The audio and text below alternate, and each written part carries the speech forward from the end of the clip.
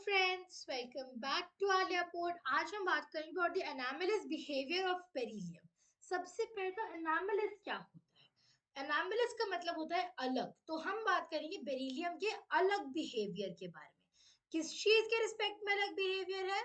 अपने बाकी ग्रुप के एलिमेंट्स के रिस्पेक्ट में। अब ये अलग बिहेवियर क्यों शो करता है? देखिए, बेरिलियम हमें पता है, बेरिलियम एलिमेंट जो है एटॉमिक नंबर 4, इलेक्ट्रॉनिक कॉन्फ़िगरेशन 2,2 या फर्स्ट शेल के दो एस ऑर्बिटल पूरा भरा हुआ, सेकंड शेल का एस ऑर्बिटल पूरा भरा हुआ और पी ऑर्बिटल खाली, राइट। यहाँ पे आप देख सकते हैं वैलेंस शेल में दो इलेक्ट्रॉन्स, ये ग्रुप 2 का एलिमेंट है, दो शेल्स यूज हो रही है, तो सेकंड पीरियड का एलिमेंट है। अब आप देख सकते हैं बेरिलियम जो है उसकी सिर्फ दो ही शेल्स है, उसका काफी स्मॉल साइज है, बेरिलियम का काफी स्मॉल साइज है। इस स्मॉल साइज की वजह से ही बेरिलियम अलग बिहेवियर शो करता है। फॉर इंस्टेंस, सबसे पहले स्मॉल साइज है तो जो इंटरएटॉमिक मेटालिक बॉन्ड्स होंगे उसमें वो स्ट्रॉन्ग होंगे। ओवरऑल जो बेरिलियम होगा that will be very hard compare to other group 2 elements, compare to group 2। In fact पूरे एस ब्लॉक में सबसे hardest element in the S block is beryllium, right. इसके मेल्टिंग और बॉइलिंग पॉइंट्स भी high होते हैं। वंस अगेन क्यों high है? क्योंकि इसका एटॉमिक साइज छोटा है, देयरफॉर जो बॉन्ड्स बनेंगे मेटालिक बॉन्ड स्ट्रॉन्ग होंगे, उन्हें तोड़ने के लिए ज्यादा एनर्जी लगेगी। क्योंकि उन्हें तोड़ने के लिए ज्यादा एनर्जी लगेगी, ज्यादा हीट देनी पड़ेगी उन बॉन्ड्स को तोड़ने के लिए ज्यादा हीट देनी पड़ेगी उन बॉन्ड्स को तोड़ने के लिए। इसीलिए इसके high melting and boiling points हैं compare to the other elements present in group 2, right. साथ साथ इसकी आयनाइजेशन एनर्जी भी काफी ज्यादा होती है। अब आयनाइजेशन एनर्जी क्या होती है? देखिए, एग्जांपल अब बेरिलियम का ही लेते हैं, ठीक है। ये मेरा बेरिलियम का न्यूक्लियस आ गया, पहली शेल जिसमें कितने इलेक्ट्रॉन्स हैं? दो इलेक्ट्रॉन्स।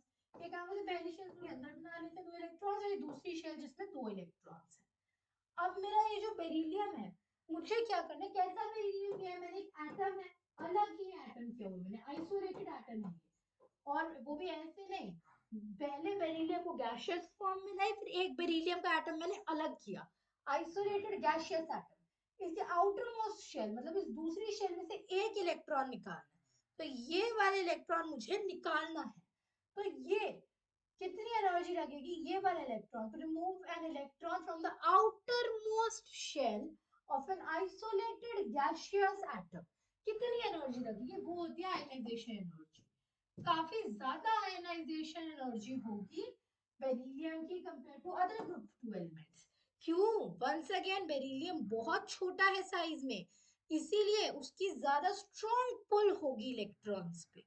बहुत स्ट्रॉन्ग पुल होगी तो इलेक्ट्रॉन्स निकालने के लिए काफी ज्यादा एनर्जी लगेगी, राइट। साथ साथ क्यों? हाई चार्ज डेंसिटी के हिसाब से, because of high charge density. Charge density क्या होता है?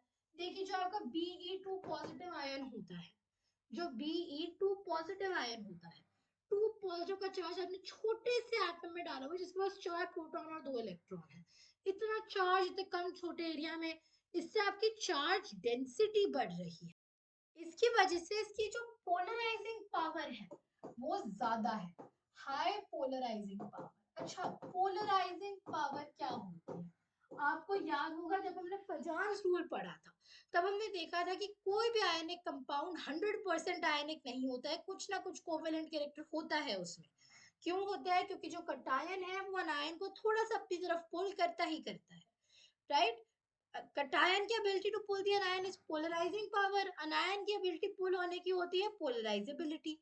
बेरिलियम की पोलराइजिंग पावर बहुत ज्यादा है क्योंकि बेरिलियम का साइज इतना छोटा है कि वो अपने इलेक्ट्रॉन्स तो टाइट पे रखेगा ही, साथ साथ जो बाकी इलेक्ट्रॉन्स हैं ऑफ द एटम जिसके साथ बॉन्ड बनाए उन्हें भी थोड़ा बहुत खींचना शुरू कर देगा। इसलिए इसकी काफी हाई पोलराइजिंग पावर होगी, जिसकी वजह से it can also make covalent bonds, right. अच्छा, क्योंकि इसकी आयनाइजेशन एनर्जी इतनी ज्यादा है, इलेक्ट्रॉन निकालना इतना मुश्किल है, इतना मुश्किल इलेक्ट्रॉन निकाल तो कौन निकालना चाहेगा इसके साथ, इसीलिए इट इज वेरी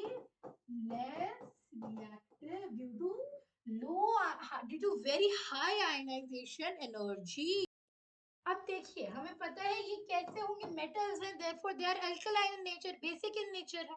आपके alkali alkalis जो है bases है वो भी बेसिक इन नेचर होता है, नॉर्मली रिएक्ट नहीं करने चाहिए, लेकिन बेरिलियम रिएक्ट करता है बेसिस के साथ इजीली।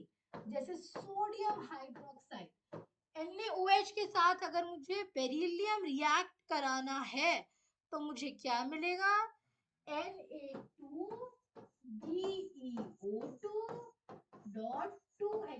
ये इसे क्या कहते हैं, सोडियम बेरिलाइट, सोडियम बेरिलाइट, राइट। ये आपके साथ में हाइड्रोजन बनता है, यहाँ पे साथ वाटर भी, मतलब कुछ ऐसी रिएक्शन होती है, राइट। तो आप देखिए बाकी अल्कलाइन और मेटल्स रिएक्ट नहीं करेंगे किसी भी बेस के साथ कि वो भी अल्कलाइन बेस पे अल्कलाइन, पर बेरिलियम जो है वो सोडियम हाइड्रोक्साइड के साथ रिएक्ट करके सोडियम बेरिलाइट बनाता है। अच्छा, साथ साथ इसकी जो ऑक्साइड्स और हाइड्रोक्साइड्स होती हैं वो एम्फोटेरिक होती हैं, एम्फोटेरिक ऑक्साइड्स एंड हाइड्रोक्साइड्स। अच्छा, एम्फोटेरिक का क्या मतलब हुआ, एम्फोटेरिक का मतलब होता है, देखिए या तो कोई चीज एसिडिक होती है अल्कलाइन होती है, एम्फोटेरिक मतलब वो चीज एसिडिक भी है और अल्कलाइन या बेसिक भी है। कोई चीज अगर एसिडिक नेचर भी शो करे और बेसिक नेचर भी शो करे तो हम कहते हैं कि वो एम्फोटेरिक है। बेरिलियम की ऑक्साइड और बेरिलियम की हाइड्रोक्साइड दोनों ही एम्फोटेरिक होती हैं।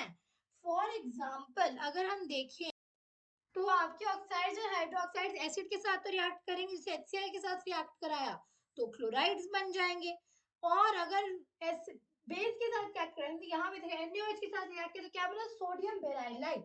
यही प्रोडक्ट रहेगा चाहे बेरिलियम हो, बेरिलियम ऑक्साइड हो या बेरिलियम हाइड्रोक्साइड हो, राइट। यहाँ पे जो आपका प्रोडक्ट है वो सेम रहेगा, सोडियम बेरिलाइट या सोडियम बेरिलाइट, जो भी आप कहना प्रेफर करेंगे, राइट, POH।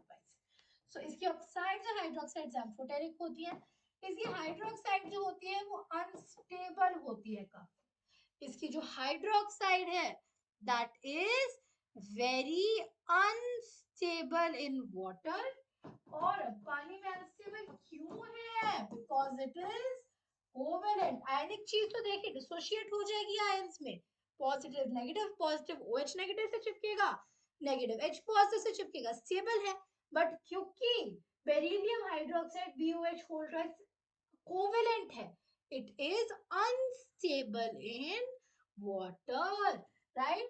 अच्छा, अगर हम बात करें इसके कार्बाइड की, तो इसका जो कार्बाइड है जब उसका इलेक्ट्रोलिसिस, जब इसका हाइड्रोलिसिस होगा तो आपका मीथेन मतलब CH4 बनेगा। इवन तो बाकी अल्कलाइन मेटल्स है तो कार्बाइड ही बड़ी मुश्किल से बनाते हैं और उनके हाइड्रोलिसिस पे मीथेन नहीं बनता है।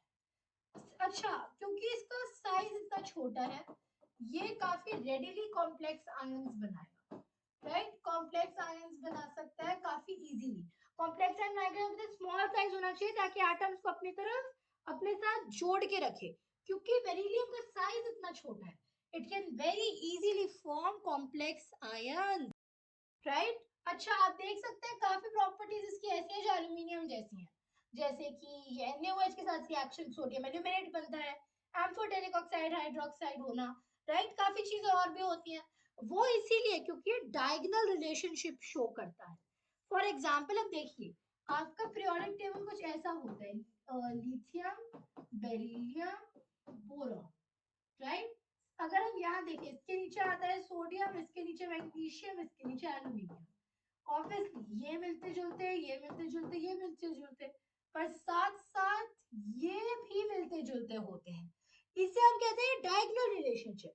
लिथियम मैग्नीशियम के साथ दिखाता है, बेरिलियम एल्यूमिनियम के साथ दिखाता है। कैसे दिखाता है हमने ये देख लिया है, right. So beryllium as we saw group two, एक टिपिकल ग्रुप टू एलिमेंट की तरह बिहेव नहीं करता, that can be blamed on beryllium's very small size.